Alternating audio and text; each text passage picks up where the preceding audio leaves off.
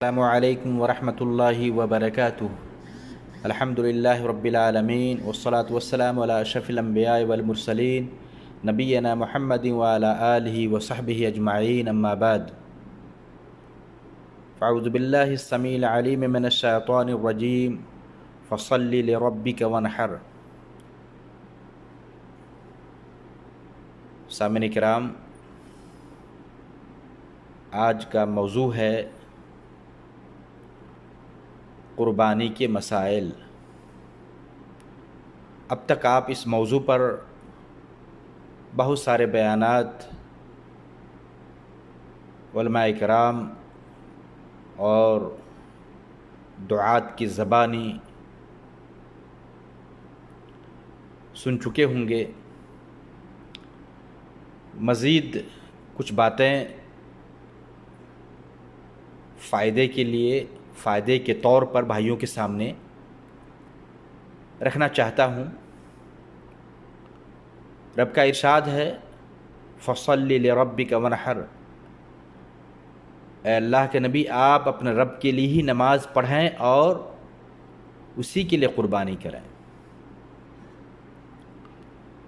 دوسری جگہ رب کا ارشاد ہے قل ان صلاتي ونسكي ومحياي ومماتي لله رب العالمين لا شريك له وبذلك امرت وانا اول المسلمین۔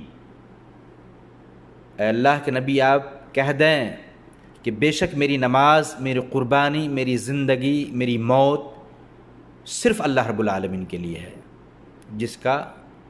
جو تمام جہانوں کا رب ہے اور اس کا کوئی شریک اور ساجی نہیں۔ مجھے حکم دیا گیا ہے اور میں سب سے پہلا مسلمان ہوں۔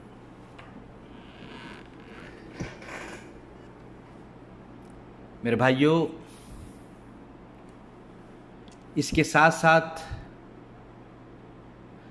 بھائیوں کو یہ بھی یاد دلا دیں کہ جانور چاہے قربانی کا ہو یا کوئی اور، ہر جانور کو صرف اللہ کے نام پر ہی ذبح کرنا لازم ہے۔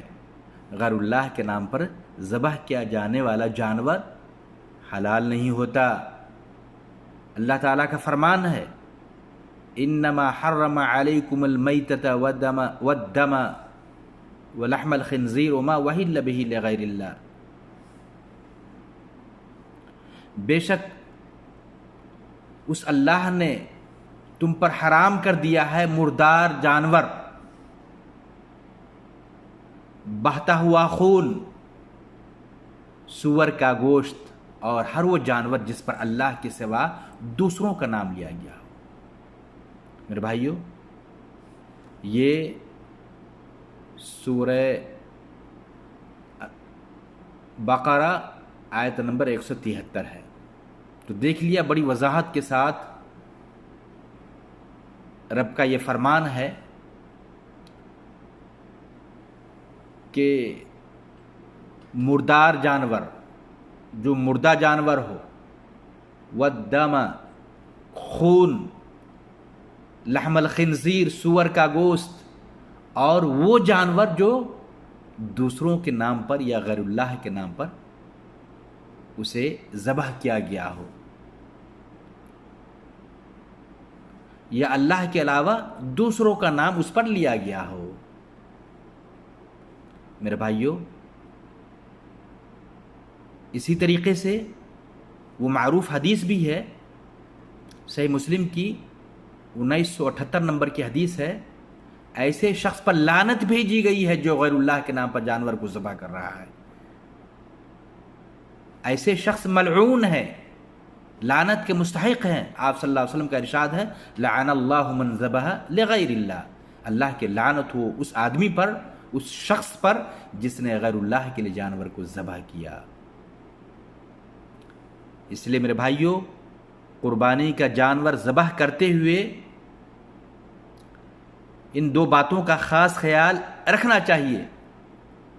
پہلی بات تو یہ کہ نیت میں اخلاص ہو اور اس قربانی کے ذریعے محض اللہ تعالیٰ کی رضا حاصل کرنا مقصود ہو، ریاکاری نہیں، شہرت نہیں، دکھلاوا نہیں کہ ہم نے 2 لاکھ 3 لاکھ کا بکرا خریدا ہے، گاؤں گھر اور ماحول معاشرے میں میرے بکرے کا نام لیا جا رہا ہے، میری شہرت ہو رہی ہے، ہر شخص کی زبان پر میرا چرچا ہے۔ میرے بھائیوں، یہ مقصود نہیں ہونا چاہیے، یہ ارادہ نہ ہو، دل میں اس طرح کی نیت نہ ہو، اس لیے کہ رب کا فرمان ہے لَن يَنَالَ اللَّهَ لُحُومُهَا وَلَا دِمَاؤُهَا وَلَكِنْ يَنَالُهُ التَّقْوَى مِنْكُمْ۔ اللہ تعالیٰ کو تمہاری قربانی کا گوشت اور خون نہیں پہنچتا، ہرگز نہیں پہنچتا، وَلَكِنْ يَنَالُهُ التَّقْوَى مِنْكُمْ، تمہارے دل کی پرہیزگاری اور یہ تقوی پہنچتا ہے۔ میرے بھائیوں، تو پہلی چیز یہ کہ ہم اپنے عمل میں مخلص ہو، عمل میں اخلاص پیدا کیا جائے، نیت میں اخلاص ہو کہ ہم یہ قربانی اللہ کی رضا کے لیے،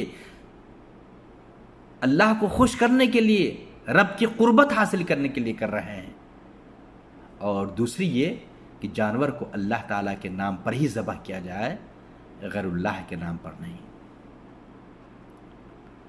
اور اسی طریقے سے یہ بات بھی یاد رہے کہ قربانی کا وقت عید الاضحیٰ کی نماز کے بعد ہے۔ جانور کو عید کی نماز، عید الاضحیٰ کی نماز کی ادائیگی کے بعد ذبح کرنا چاہیے۔ اگر کسی شخص نے نماز عید پڑھنے سے پہلے قربانی کر لی ہے، جانور کو ذبح کر لیا ہے، تو اس کے لیے ضروری ہے کہ وہ اس کی جگہ دوسری قربانی کرے، جیسا کہ حدیث آتی ہے صحیح بخاری کی 985 نمبر کی اور صحیح مسلم میں 1960 نمبر کی حدیث ہے۔ جندب سفیان رضی اللہ تعالیٰ عنہ بیان کرتے ہیں کہ میں قربانی کے موقع پر نبی صلی اللہ علیہ وسلم کے ساتھ تھا۔ ابھی آپ صلی اللہ علیہ وسلم نماز عید سے فارغ ہی ہوئے تھے کہ آپ نے ان جانوروں کا گوشت دیکھا جنہیں آپ صلی اللہ علیہ وسلم کے نماز سے فارغ ہونے سے پہلے ہی قربان کر دیا گیا تھا، ذبح کیا گیا تھا۔ تو آپ صلی اللہ علیہ وسلم نے فرمایا من کان ذبح اضحیتہ قبل ان یصلی او نصلی فلیذبح مکانہا اخری ومن کان لم یذبح فلیذبح بسم اللہ، رواہ البخاری و مسلم۔ جس شخص نے قربانی کا جانور نماز عید سے پہلے ذبح کر دیا تھا، وہ اس کی جگہ اور جانور ذبح کرے، اور جس نے ذبح نہیں کیا ہے یا ذبح نہیں کیا تھا وہ بسم اللہ پڑھ کر ذبح کر دے۔ تو میرے بھائیوں، پتہ یہ چلا کہ عید کی نماز کے بعد، عید الاضحیٰ کی نماز کی ادائیگی کے بعد ذبح کرنا چاہیے، اور اس کا وقت تو معلوم ہی ہے، اس وقت سے شروع ہوتا ہے، عید الاضحیٰ کی نماز سے شروع ہوتا ہے قربانی کا وقت، اور ایام تشریق 11، 12، 13 ذی الحجہ تک باقی رہتا ہے۔ لیکن بہتر اور افضل ہے کہ آدمی یوم النحر یعنی 10ویں ذی الحجہ کو جانور کو ذبح کرے۔ میرے بھائیوں، اسی طرح یہ بات بھی ذہن میں رکھیں کہ قربانی کے لیے جو جانور آپ نے خاص کر رکھا ہے، یا جو جانور آپ آج ہی خرید کر قربان کریں گے، وہ موٹا تازہ ہو، عیب سے پاک ہو، بے عیب ہو۔ اس لیے کہ حدیث آتی ہے، ابو امامہ بن سہل بیان کرتے ہیں، کننا نسمن الاضحیۃ بالمدینہ وکان المسلمون یسمنون۔ یہ حدیث صحیح بخاری کی ہے، جس کا مفہوم یہ ہے کہ ہم مدینہ میں قربانی کے جانور کو خوب کھلا پلا کر موٹا کرتے تھے، اور اسی طرح عام مسلمان بھی قربانی کے جانوروں کو موٹا کرتے تھے۔ اس لیے قربانی کا جانور خوب تگڑا ہونا چاہیے، موٹا ہو، خوبصورت ہو، اور آدمی اس پر محنت کرے، اور عیب سے پاک ہو۔ عیب دار جانور کی قربانی درست نہیں ہے، جن عیب کی طرف یا جن عیوب کی طرف اللہ کے نبی پاک صلی اللہ علیہ وسلم نے اشارہ کیا اور جن سے منع فرمایا ہے۔ راوی برا بن عازب رضی اللہ تعالیٰ عنہ ہیں، کہتے ہیں کہ نبی پاک صلی اللہ علیہ وسلم کا ارشاد ہے اربع لا تجوز فی الاضاحی الاوراق بین آوارها والمریض بین مرضها والارجاء بین ضلعها والکثیرۃ التي لا تنقی۔ یہ حدیث سنن ابی داؤد کی 2802 نمبر کی حدیث ہے اور ترمذی میں بھی 1497 نمبر کی حدیث ہے، جسے علامہ البانی رحمہ اللہ نے صحیح کہا ہے۔ حدیث کا مفہوم اس طرح ہے کہ قربانیوں میں آپ صلی اللہ علیہ وسلم نے فرمایا کہ قربانیوں میں 4 قسم کے جانور جائز اور درست نہیں۔ وہ جانور جو کانا ہو اور اس کا کانا پن بالکل واضح ہو، آنکھ کے اندر عیب آ جائے، آنکھ نکل کر باہر آ جائے، آنکھ دھس جائے، یا اسی طریقے سے اندھا ہو، یعنی عیب بالکل نمایاں ہو، ظاہر ہو، تو ایسے عیبدار جانور کی قربانی درست نہیں ہے۔ آگے اللہ کے نبی نے فرمایا والمریضۃ بین مرضها، وہ جانور جو مریض ہو، بیمار ہو اور اس کی بیماری بالکل واضح ہو، کلیئر ہو، ہر شخص جانتا ہو کہ یہ جانور بیمار ہے۔ اور تیسرا وہ جانور جو لنگڑا ہو، والعرجاء بین ضلعها، وہ جانور جو لنگڑا ہو اور اس کا لنگڑا پن بالکل نمایاں ہو، ظاہر ہو، دیکھنے میں پتہ چلتا ہو۔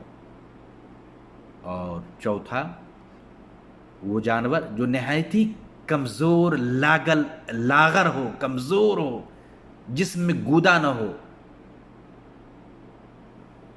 تو ایسے جانوروں کی قربانی دینے سے بچنا چاہیے، اللہ کے نبی نے منع فرمایا ہے۔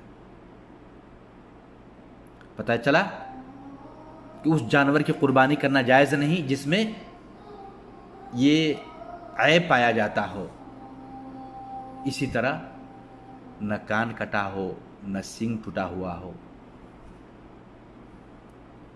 ہاں اگر جانور خصی ہونا، یعنی اگر جانور خصی کیا گیا ہو، کیا مطلب؟ ہم لوگ اپنی زبان میں بدیا کہتے ہیں، خصیہ نکال دیا جاتا ہے، تو یہ عیب نہیں ہے۔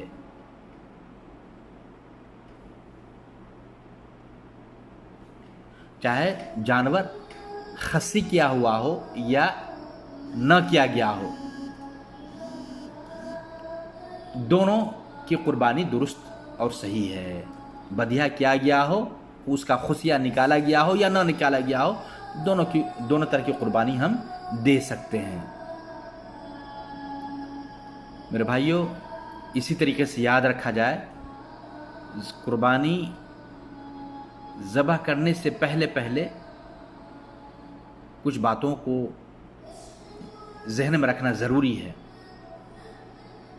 قربانی کا جانور ذبح کرنے سے پہلے چھری کو اچھی طرح تیز کر لیں، چونکہ آپ صلی اللہ علیہ وسلم کا ارشاد ہے۔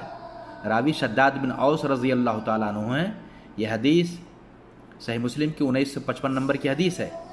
آپ صلی اللہ علیہ وسلم نے فرمایا وَإِذَا ذَبَحْتُمْ فَأَحْسِنُوا الذِّبْحَ وَلْيُحِدَّ أَحَدُكُمْ شَفْرَتَهُ وَلْيُرِحْ ذَبِيحَتَهُ۔ آپ صلی اللہ علیہ وسلم نے فرمایا جب جانور کو ذبح کرو تو اچھی طرح سے ذبح کرو، اور تم میں سے ہر شخص اپنی چھری کو تیز کر لے اور ذبح کیے جانے والے جانور کو سکون پہنچائے۔ میرے بھائیوں، اس کے ساتھ ساتھ ایک بات اور بھی ذہن میں رہے کہ چھری وغیرہ کو جانور کے سامنے تیز نہیں کرنا چاہیے، چونکہ اس سلسلے میں اللہ کے نبی نے منع فرمایا ہے۔ حدیث آتی ہے طبرانی کی، جسے علامہ البانی نے صحیح کہا ہے، اور علامہ البانی رحمہ اللہ نے بھی صحیح ترغیب و ترہیب میں لایا ہے 1990 نمبر کی حدیث۔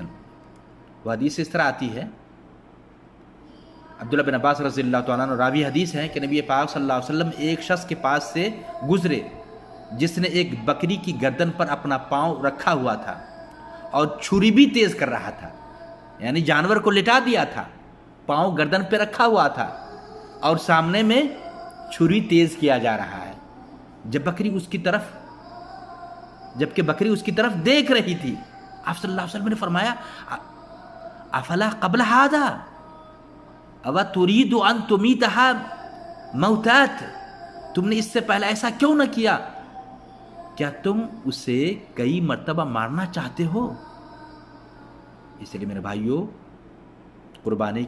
قربانی کا جو جانور ہے اس کے سامنے میں چھری کو تیز نہیں کرنا چاہیے. پہلے تیز کر لیں، اور اس کے ساتھ ساتھ یہ بھی یاد رہے کہ بہتر ہے کہ انسان اپنے ہاتھ سے جانور کو ذبح کرے. اگر خود نہ کر سکے تو کوئی دوسرا بھی ذبح کر سکتا ہے. اسی طرح عورت بھی ذبح کرنا چاہے تو قربانی ذبح کر سکتی ہے، اس میں کوئی حرج کی بات نہیں ہے. جانور ذبح کرنے کا مسنون طریقہ یہ ہے کہ اسے بائیں کروٹ لٹایا جائے، اپنا پاؤں اس کی گردن پر رکھیں اور بسم اللہ اللہ اکبر کہہ کر دائیں ہاتھ سے ذبح کر دیں. حضرت انس بن مالک رضی اللہ تعالیٰ عنہ بیان کرتے ہیں کہ ضحى النبی صلی اللہ علیہ وسلم بکبشین املحین فرأيته واضعا قدمه على سفاحهما يسمي ويكبر فذبحهما بيدي. یہ حدیث صحیح بخاری کی 5585 نمبر 58 نمبر کی حدیث ہے، اور صحیح مسلم کی 1966 نمبر کی حدیث ہے، جس کا مفہوم یہ ہے کہ نبی صلی اللہ علیہ وسلم نے 2 سفید سیاہی مائل میڈھوں کو قربان کیا. چنانچہ میں نے دیکھا کہ آپ صلی اللہ علیہ وسلم نے ان کی گردنوں پر پاؤں رکھا اور بسم اللہ اللہ اکبر پڑھ کر کے انہیں اپنے ہاتھ سے ذبح کیا.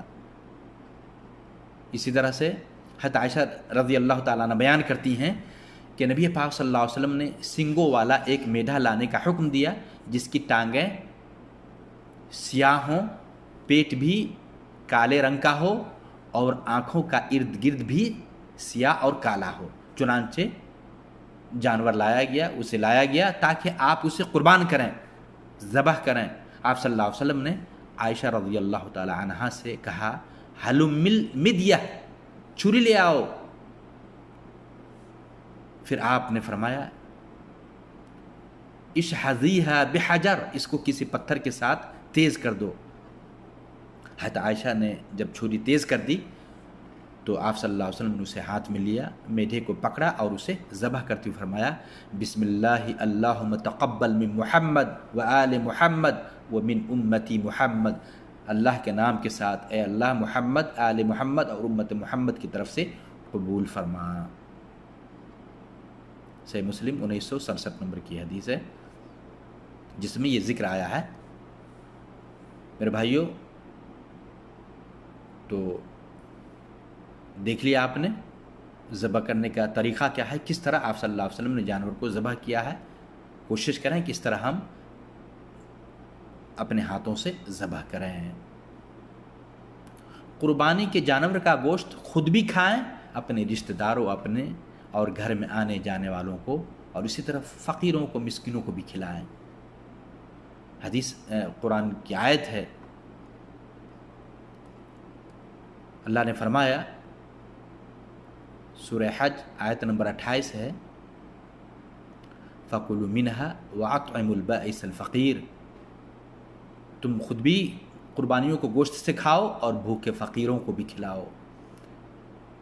اسی طرح دوسری آیت ہے سورہ حج کی آیت نمبر 36 ہے، رب کا ارشاد ہے فَكُلُوا مِنْهَا وَأَطْعِمُوا الْقَانِعَ وَالْمُعْتَرَ، اس سے خود بھی کھاؤ اور سوال نہ کرنے والے اور سوال کرنے والے مساکین کو بھی کھلاؤ. تو ان آیات کریمہ سے استدلال کرتے ہوئے علماء کرام نے قربانی کے گوشت کو 3 حصوں میں تقسیم کرتے ہیں. ایک حصہ اپنے لیے، دوسرا رشتہ داروں کے لیے اور ملاقاتیوں کے لیے، اور تیسرا فقراء اور مساکین کے لیے. بہرکیف قربانی کا گوشت خود بھی کھائیں اور پڑوس میں بھی رشتہ داروں میں بھی دیں، انہیں کھلائیں یا تقسیم کریں۔